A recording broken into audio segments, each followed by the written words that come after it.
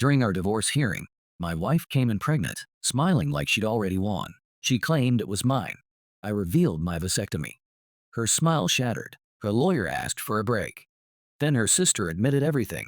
The affair, the trick, the plan for my money. She's alone now. I found peace. It was supposed to be just another dreary chapter in the dissolution of my 7-year marriage, another contentious divorce hearing where my ex-wife, Tara, and her shark-like lawyer would attempt to extract every last cent and shred of dignity from me. I sat beside Sam Davidson, my attorney, reviewing the meticulously prepared documents that laid bare my financial contributions and Tara's minimal input, feeling the familiar knot of dread tightening in my stomach. The air in the courtroom was thick with the sterile scent of polished wood and stale ambition, a fitting backdrop for the systematic dismantling of a life once shared. Then she walked in. Tara. She moved with an almost ethereal confidence, her usually reserved demeanor replaced by a swagger I'd never seen. She wore a dress, a vibrant, almost aggressive crimson that seemed to mock the solemnity of the court, clinging to her clearly swollen belly. She wasn't just showing. She was undeniably, conspicuously pregnant, at least 6 months along. My breath caught in my throat. I hadn't seen her in months, not since the last bitter exchange after I'd discovered her affair. This was impossible. Her eyes, usually a soft hazel, now glinted with a triumphant, almost predatory satisfaction as they met mine across the courtroom. She cradled her belly with both hands, a gesture of maternal pride that, in this context, felt like a perverse parody. A slow, chilling smile spread across her face, a smile that radiated a grotesque certainty of victory, a silent, taunting declaration that she had already won, that she possessed the ultimate, undeniable proof of my supposed villainy. It was a smile designed not just to wound, but to utterly annihilate. It said, "You'll embarrass me now, Drew, by trying to deny this." Sam, always attuned to shifts in the courtroom's subtle currents, shot me a quick, questioning glance. I could only shake my head, my mind a chaotic whirlwind of disbelief and burgeoning anger. The preliminary formalities concluded, and Tara's lawyer, Bennett, a man whose slicked-back hair seemed to match his equally slick tactics, rose with an unctuous smile. "Your Honor," he began, his voice oozing practiced concern, "we would like to amend our petition in light of recent, significant developments." He gestured toward Tara, whose angelic, innocent expression was now perfectly honed, a performance perfected for the court. "As you can see, Mrs. Harmon is expecting. This profoundly alters the financial considerations of this case, as Mr. Harmon is now attempting to abandon not only his wife but his unborn child." A collective gasp rippled through the gallery. The judge, Judge Harriet Winters, a woman known for her no-nonsense demeanor, raised a single, skeptical eyebrow. Her gaze, however, lingered on me, hardening with thinly veiled contempt. I could feel the weight of every eye in the room, accusing, condemning. Tara's smile widened imperceptibly, a silent echo of her lawyer's damning words. My jaw tightened. This wasn't just about money. This was about systematically destroying my reputation, painting me as a callous monster who would abandon his own flesh and blood. The audacity, the sheer, unadulterated malice of it, was breathtaking. Sam, ever the professional, scribbled furiously on his legal pad. "Paternity test ASAP. Mr. Harmon." Judge Winter's voice cut through the stunned silence, cold and sharp. "Were you aware of this pregnancy?" Bennett, sensing a tactical advantage, interjected before I could even formulate a reply. "Your Honor."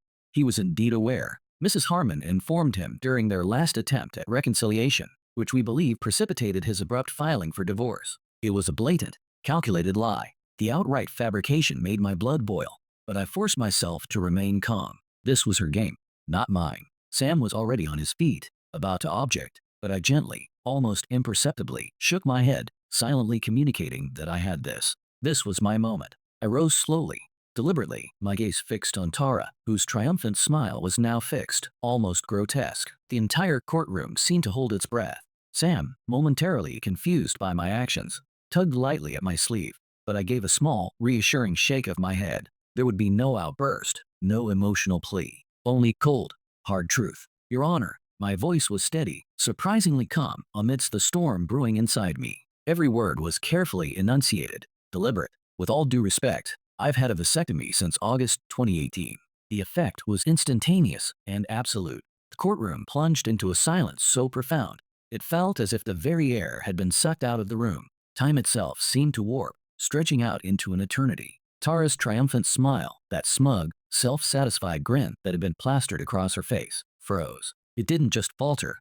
It shattered, disintegrating in real time before my eyes. Her eyes, wide with sudden, horrifying comprehension, darted frantically to her lawyer, Bennett, whose own expression morphed from smug confidence to utter bewilderment, then to a dawning horror as the full implications of my statement sank in. He stared at her, an unspoken, furious question blazing in his eyes. The vivid crimson dress, which moments before had symbolized her audacious victory, now seemed to highlight the sudden, ghostly pallor of her face, making her appear ashen, almost transparent. The carefully constructed illusion, the elaborate charade, had just been spectacularly, irrevocably demolished. "I have my medical records here, Your Honor," I continued, my voice now imbued with a steel-like calm, the storm of my emotions carefully contained, channeled into a precise, surgical strike. I reached into my briefcase, pulling out a neatly organized folder, a testament to my foresight, my unwavering commitment to truth. I had started carrying this documentation, including 2 follow-up sperm count tests confirming the procedure's success, ever since the divorce proceedings began. Not because I had anticipated this exact, grotesque scenario, but because I wanted a complete, undeniable record of my medical situation, a comprehensive account of my deliberate choice not to have children. It was a shield, a weapon, and now it was her undoing. The procedure was performed by Dr. Levinson at Mercy Medical Center on August 10, 2018. I explained, my words echoing in the stunned silence. "I have the records and the receipts to prove it. I also have documentation of my genetic condition, polycystic neuropathy, the same condition that caused my father's early death, which prompted this decision." Each piece of information was a nail in the coffin of her lie, a methodical dismantling of her deceit. I am not the father of that child. The finality of my declaration hung in the air, indisputable, unassailable. Tara was visibly shaking now, her face a mask of utter devastation, all traces of her triumphant smile long gone. Bennett, her slick lawyer, stood up, clearly flustered, his composure finally shattered. "Your Honor," he stammered, his usual smooth delivery now a fractured mess, "my client was not made aware of any such procedure. This is clearly a desperate attempt by Mr. Harmon to evade responsibility." His voice was laced with a desperate incredulity, a frantic attempt to salvage a situation that was rapidly spiraling out of his control.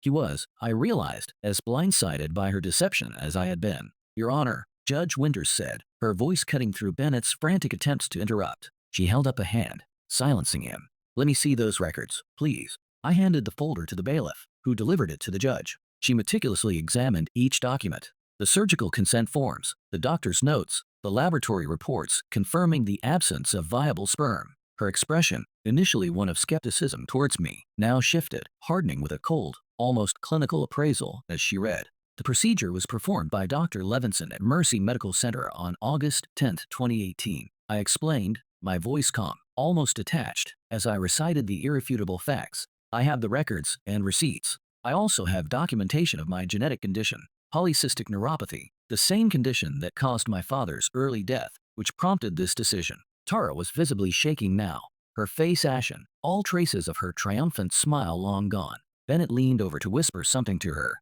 his face a mask of furious concern, but she violently jerked away from him, her eyes wide with a desperate, trapped animal fear. The carefully constructed facade had not just crumbled, it had evaporated, leaving behind only raw, exposed vulnerability. "These appear to be in order," Judge Winters said after a moment, her voice flat, devoid of emotion, yet carrying the undeniable weight of authority. Her gaze, cold and piercing, fixed on Tara. "Mrs. Harmon, were you aware of this procedure?" Tara stood, her hand still instinctively cradling her belly, a gesture of maternal protection that now seemed grotesquely ironic. Her voice, when it came, was a desperate, almost hysterical shriek. He never told me. He couldn't have. We were still intimate after that date." The lie, desperate and pathetic, hung in the air, a final, futile attempt to cling to her unraveling narrative. "The procedure doesn't affect that aspect of function, Your Honor," I explained quietly, my voice remaining level, despite the tumultuous emotions churning within me. "Only fertility. And yes, we were intimate during our reconciliation period, which began in November 2018, 3 months after my vasectomy." The quiet, factual delivery of this truth was far more devastating than any shouted accusation. It exposed her lie for what it was, a desperate, poorly constructed fabrication. Bennett, now visibly panicked, quickly requested a 15-minute recess, which the judge, after a sharp glance at Tara, granted. As they huddled in fierce, hushed conversation at the far side of the courtroom, their whispers barely audible, but their body language screaming frantic desperation. Sam looked at me with a mixture of immense relief and exasperated amusement. A heads up would have been nice, Drew, he muttered, shaking his head. This could have gone south quickly if your records weren't in order. You were holding a nuclear bomb in your back pocket. I didn't know she'd pull this, I replied, still processing the sheer absurdity, the audacious evil of her ultimate deception.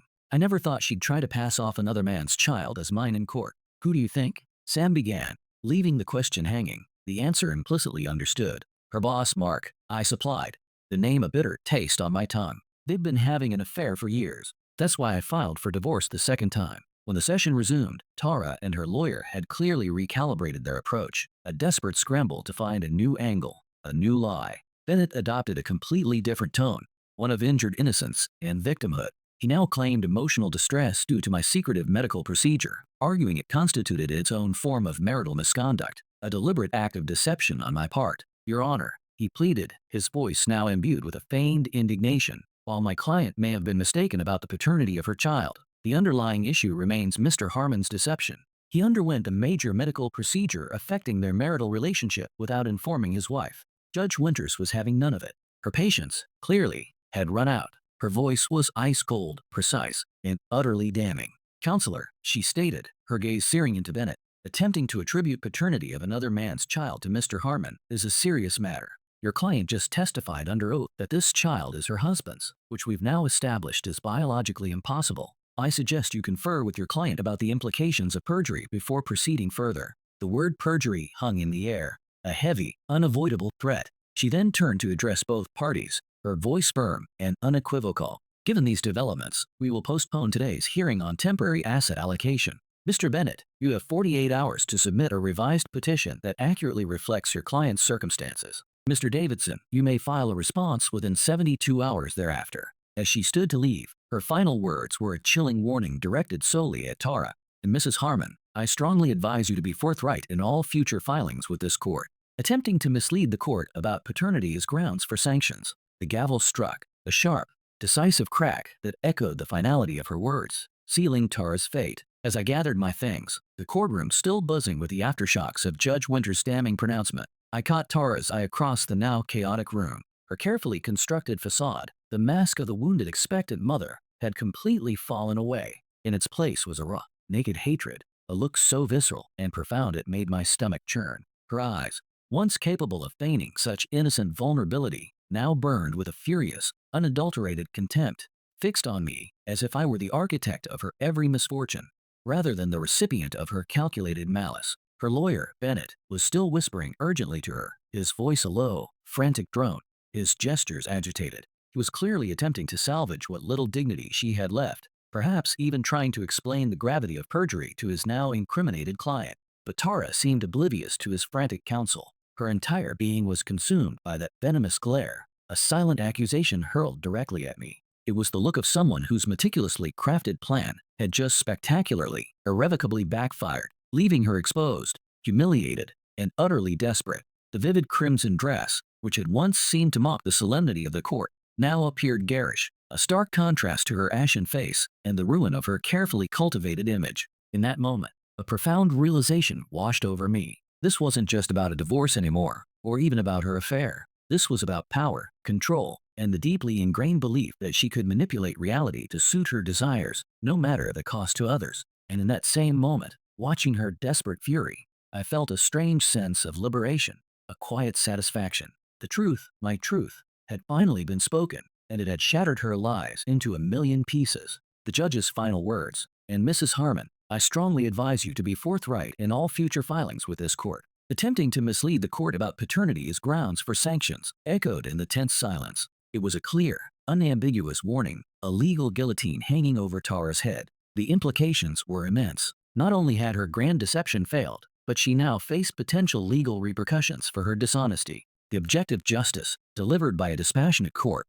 was far more potent, far more satisfying than any personal act of revenge I could have conceived. It was a validation, not just of my innocence, but of the very principle of truth. As the judge departed, her imposing figure disappearing through the side door, the courtroom slowly began to stir, the hushed whispers turning into a low murmur. People packed their bags, their eyes still occasionally flickering towards Tara, a mixture of curiosity, pity, and thinly veiled judgment in their gazes. The mask had fallen, and everyone had seen the ugliness beneath. Tara, still incandescent with rage, made a desperate lunge towards me as I turned to leave, mascara now streaking down her face from silent tears of fury, not sorrow. "Drew, please," she hissed, her voice raw, desperate, catching my arm with surprising strength. "Let me explain." But her lawyer, finally regaining some semblance of control, intercepted her, physically steering her towards the exit, while whispering something sharp and urgent that made her stop struggling, albeit reluctantly. His face was grim, his eyes avoiding mine, a clear indication of his professional mortification and the deep trouble his client was now in. The charade was over, and the consequences were just beginning to unfold. 3 days had passed since that dramatic confrontation, and in the aftermath, the carefully constructed composure of my life had been replaced by a cacophony of frantic, desperate calls and texts from Tara. My phone, once a quiet instrument of connection, had become a conduit for her unraveling. 43 calls from Tara, a number that seemed to scream her growing desperation, flashed across my screen. Countless texts followed, a bewildering, often contradictory, stream of messages ranging from tearful, histrionic apologies to vicious, blame-shifting accusations. She claimed alternately that I had tricked her by getting the vasectomy, as if my autonomous medical decision was some elaborate plot against her. Then, in a bizarre twist of logic, she insisted that the baby might miraculously be mine despite the procedure, a desperate cling to a reality that simply did not exist. Finally, in her most recent messages, the pleas turned pathetic, almost cringeworthy. She admitted, grudgingly, that she had made a horrible mistake, but assured me, with a desperate, self-serving certainty, that we could still work things out and be a family if I would just talk to her, if I would just listen to her perform another act of reconciliation. Each message was a testament to her profound inability to accept responsibility, a desperate dance between manipulative apology and furious blame. I had, by this point, silenced her calls, diverting them directly to voicemail, and blocked her number from sending notifications. I was done with her emotional manipulation, done with her desperate attempts to rewrite reality. Meanwhile, her boss, Mark, the affair partner, and, almost certainly, the biological father, had apparently gone completely silent since she had undoubtedly informed him about the courtroom revelation. According to a mutual friend who still worked at their company, Mark had suddenly taken a personal leave from the firm, clearing his schedule for the next month, effectively vanishing. The convenient disappearance spoke volumes, a clear indication that he wanted no part in the messy aftermath of Tara's public humiliation. He, too, was abandoning her, leaving her to face the consequences of her actions alone. The swiftness of his retreat was a stark, chilling reminder of the ephemeral nature of relationships built on deceit and selfish gratification. The following week brought further, equally satisfying developments, confirming the irreversible nature of Tara's downfall. Her lawyer, Bennett, the man who had so confidently presented her fabricated narrative in court, formally withdrew from representing her. Apparently, he had indeed been blindsided by the pregnancy deception beforehand and wanted no part in continuing as her counsel after being so thoroughly humiliated in court. His professional reputation, I imagined, had taken a significant hit, and he was cutting his losses. Tara, desperate and now without experienced counsel, quickly hired new representation, a lawyer with a reputation for aggressive, borderline unethical tactics, but significantly less respected in legal circles. It was a clear sign of her diminishing options, her increasingly desperate plight. My lawyer, Sam, wasting no time, filed for an expedited divorce process based on the attempted fraud, leveraging the court's now documented knowledge of Tara's deception. Judge Winters, true to her word, granted our request without hesitation. Instead of the year-long, emotionally draining process we had initially anticipated, we received a final hearing date just 6 weeks out. It was a relief, a sudden acceleration towards a future free from her toxic presence. The legal system, slow and bureaucratic as it often was now moving with a satisfying, almost vengeful speed. 2 days before that final hearing, a stark reminder of the human cost of Tara's machinations appeared unexpectedly at my apartment door. It was Claire, Tara's sister. We had always gotten along well, a quiet friendship based on mutual respect, and she had commendably attempted to remain neutral during the initial, less acrimonious stages of our separation. Her presence now, however, conveyed a deeper, more unsettling purpose. She sat stiffly on my couch, a picture of strained discomfort, her usual easygoing demeanor replaced by a palpable tension. "I owe you an apology, Drew," she began, her voice slow, tinged with a weariness that went beyond mere fatigue. "Tara told me you knew about the baby and were abandoning her. I believed her." Her words, though hurtful, no longer held the power to wound. I simply offered her coffee, which she politely declined, waiting for her to continue. "What changed, Claire?" I asked, my voice devoid of accusation. genuinely curious about the shift in her perspective. It was rare for Tara's narratives to be so thoroughly pierced. Claire took a deep breath, steeling herself, clearly grappling with the painful truth she was about to reveal. The full extent of Tara's elaborate web of lies, it seemed, was finally beginning to unravel, not just in the sterile confines of the courtroom, but within her own family. Claire took a deep, shuddering breath, her hands clasped tightly in her lap. Her gaze, usually so gentle, was now edged with a profound sadness and something akin to a sickening disgust. She finally admitted everything to me yesterday. True, she confessed, her voice barely a whisper, laden with a heavy mix of shame and betrayal. The affair with Mark, trying to trick you into having children during your marriage, even after your diagnosis, deliberately getting pregnant by Mark while planning to pass the child off as yours for the divorce settlement. Claire shook her head, a physical manifestation of the revulsion she felt. She calculated that if the court thought the baby was yours, she'd secure much more favorable terms and ongoing support. She saw you as a means to an end. True, purely financial leverage. My blood ran cold, despite the fact that I had already pieced together much of this. To hear it articulated so starkly, so coldly, by someone who had once stood by her, was a chilling confirmation of Tara's utter lack of conscience. It was a confirmation of her depravity, her willingness to weaponize life itself for personal gain. And Mark? I asked, my voice flat, though a fresh wave of bitterness washed over me at the mention of his name. What about him? Claire let out a mirthless laugh, a dry, hollow sound. He wants nothing to do with her now. Apparently, he never wanted children either. One of the reasons she was having problems with both of you, she confessed. A bitter irony. Tara, so desperate for a biological child, had chosen two men who were fundamentally opposed to the idea, each for their own reasons. When your lawyer sent his attorney the court transcripts, detailing Tara's testimony and your medical records, Claire trailed off, shaking her head again. Let's just say he's not stepping up. He saw the writing on the wall. He's officially relocated to the Singapore office and has made it clear he intends to remain there. He cut all ties, professionally and personally. A strange mix of vindication and weariness settled over me. Mark, the supposed savior, the man who understood Tara's desires, had proven to be just as self-serving and cowardly as she was manipulative. He had abandoned her, leaving her to face the consequences of her choices alone. I'm sorry she dragged you into this, Claire, I said, and I truly meant it. Claire had always been a kind, empathetic soul, caught in the crossfire of her sister's malicious games. I'm the one who's sorry, Drew, she replied, her voice thick with regret, tears finally welling in her eyes. I should have seen who she really was sooner. I should have spoken up, my own sister. I can't believe what she tried to do to you.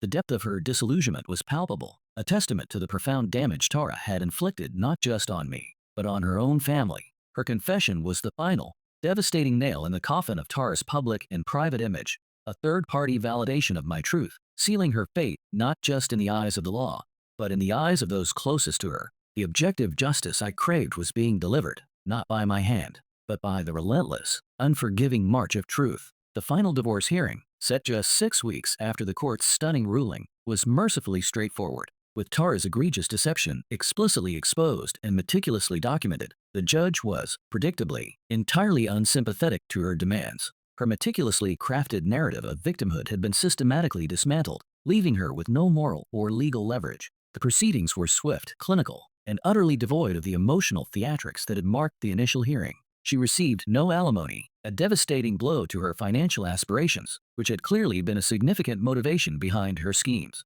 Her attempts to claim more than her rightful share were swiftly rejected. Instead, she was awarded only her fair share of our joint assets, those acquired during the marriage, nothing more. My inheritance from my grandmother, my retirement accounts, and even my grandmother's heirloom jewelry, which she had brazenly tried to claim as her own, remained mine, unequivocally protected from her greedy grasp.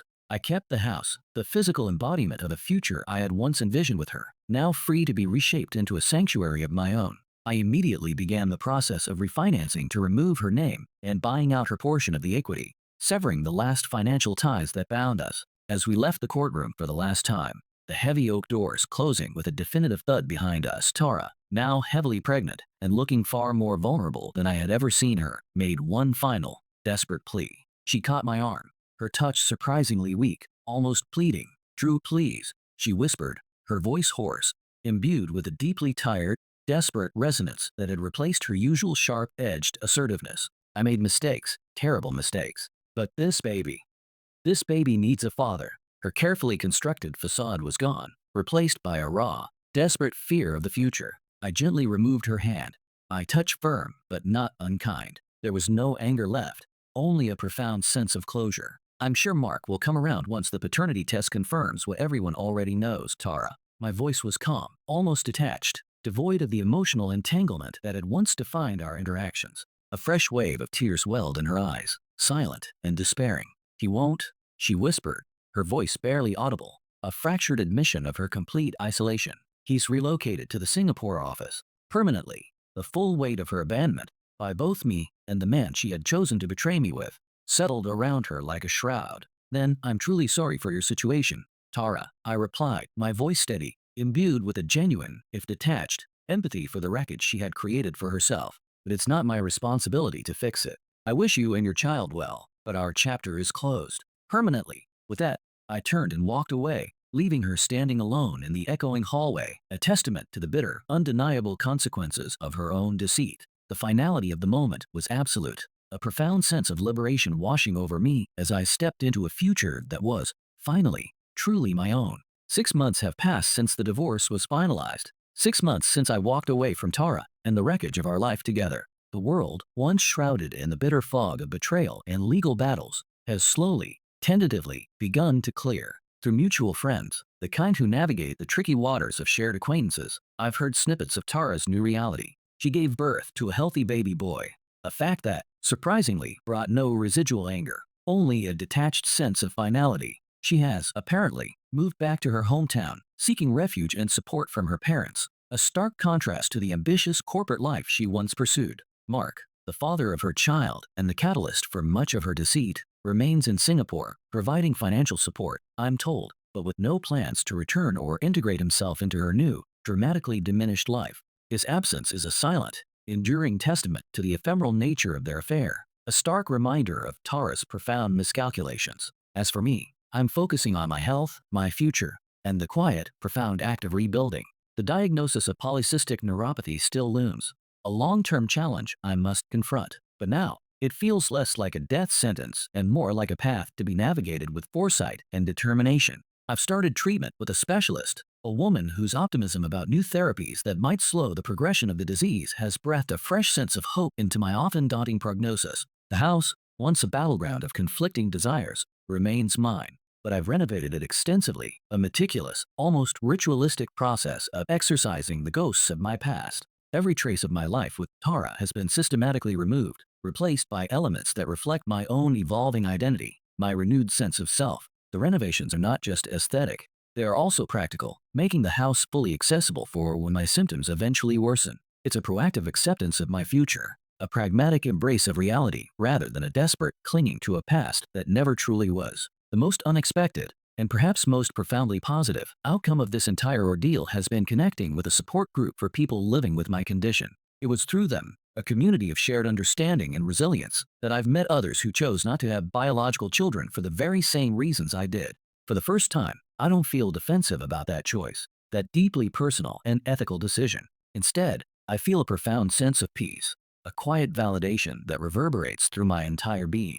Their shared experiences, their unwavering acceptance, have provided a new definition of family, a soul family built not on blood, but on empathy, understanding, and shared human experience. It is a connection that fills a void I didn't even realize existed, a warm, reassuring presence that stands in stark contrast to the cold, calculating manipulations of my past. The emptiness left by Tara's betrayal has been gradually, beautifully, filled by genuine connection and authentic understanding. Sometimes I think about how differently things might have turned out, how an alternate reality might have unfolded, if Tara and I had been honest with each other from the very beginning. If I had told her about the vasectomy immediately, laid bare my fears and my choices without the shroud of secrecy. If she had been upfront about her unwillingness to consider alternatives to biological children, openly expressing her deep-seated desire rather than resorting to manipulative schemes. If she hadn't been carrying on an affair behind my back, systematically dismantling our marriage long before I even knew it was broken. These what-ifs, like ghosts of a potential past, sometimes whisper in the quiet corners of my mind.